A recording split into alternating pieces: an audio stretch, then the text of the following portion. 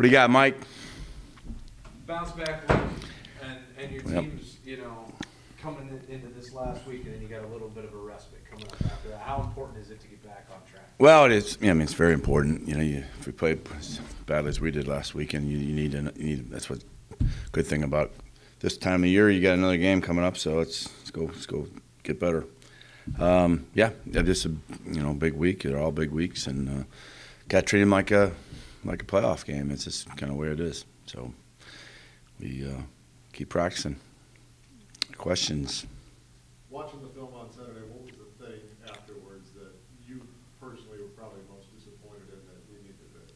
Turnovers. That was something we've really emphasized, and you hear me say it over and over again. But the first action of winning is don't beat yourself, right? And turnovers and penalties are what really hurt a team. And our turnovers, we have not turned the ball over particularly like that, and we might have one a game here and there, but that was really disappointing. We turned the ball over in one possession. We'd only get a chance to defend it. They take it, scoop, and score.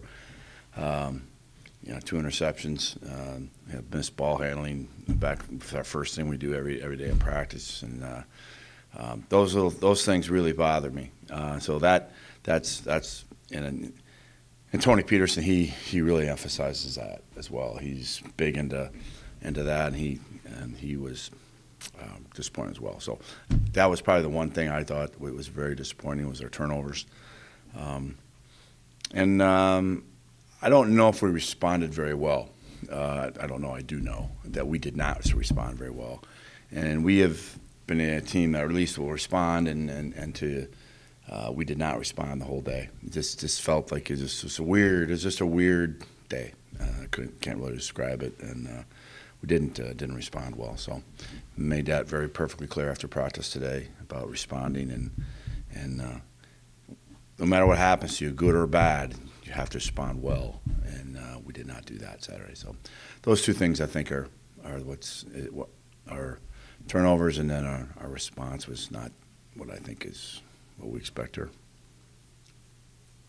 Good question. You had some pressure, I thought, on the line of scrimmage. Yeah. In fact, I just checked, you guys had 10 tackles for a loss. But it seemed like at times getting to Clark, it was almost a split second too late. Well, yeah, he the coverage, you need to hang in there another split second. That's usually the case. What we do from a schematic standpoint, zone coverage issues, and the issues, but zone coverage concepts is to buy another second or two for the rush to get there. And when you don't do that, it almost doesn't count. And then we're not playing, as I say, we're not playing horseshoes or hand grenades, right? So we're not, it almost doesn't count. You got to a split second. We gotta. That's what I tell our team a lot. You see, we have to find our split seconds, and so those are the things that those split seconds where you just get an extra split second to make a play. Where do we find that? And it's effort. It's great technique. It's executing your job. There's a lot goes into that, but finding your split seconds are really, really important. So your inches and split seconds in football, that's where it's at. Redbird played the most he has all this year. What was the major reason for that? Was Tommy was having an off day, or? No, we not really. No, he didn't have Tommy didn't have a great day. He'll tell you that, but. The quarterback position wasn't great on Saturday.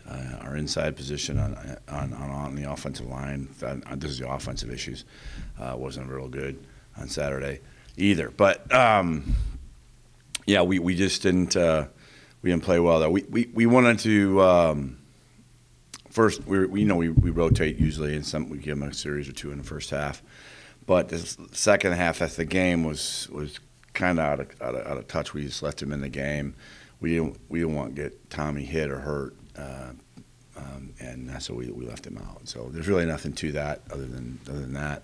And we thought about Jake didn't want to get him banged up either, but we thought about putting the freshman in there for a little bit at the end of the game. But then that would have burned a game, and you might need that game down the road without burning his red shirt. Where he might have to go in and win a game for you. And right now, that game was not probably winnable at that time. What we were thinking about that, so we decided to stick with Jake and let him get some reps. So, but nothing to that. What stands out about the Oregon State? Really like the running game on offense. Our running backs they're big physical guys. They run through tackles. They're hard run downhill runners. They're good players. I really like them. The quarterback can run. He's a pretty good athlete, and he creates some problems for you. Defensively, the front seven is pretty stout. Good looking crew. So like those guys, and their kicker is very good. They have a very good place kicker. He's excellent. So those are the three different phases. Those are probably the lead and everything they do well in the offense, defense, and special ops. Those are the things that just come to mind right away. They were pretty obvious. You could watch, say, yeah, the kicker's really good. And the front seven looks pretty formidable. And yeah, the backs run hard. So, and the quarterback can run. So, yeah. How different are they from a year ago where they had DJ Williams? Some similarities, some different. The quarterbacks are different. I would say, even though this guy can run too.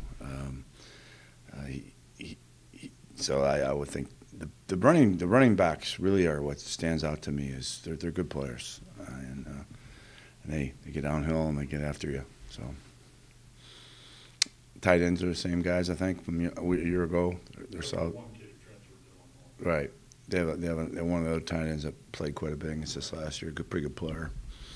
Yeah, they're good players. I thought they were a good-looking team last year. I mean, they looked the part. So. But it's a new coach now. Right. Well, I don't know how many transfers they have. It was like, is it above 50? Yeah. I mean, you get north of 50 now. That's a lot. That's a completely new team, and so it's. They lost a lot of guys at the end of the season. Then the coach left, and then now they got a new coach, and then they brought in a bunch of guys. So they have a lot of guys.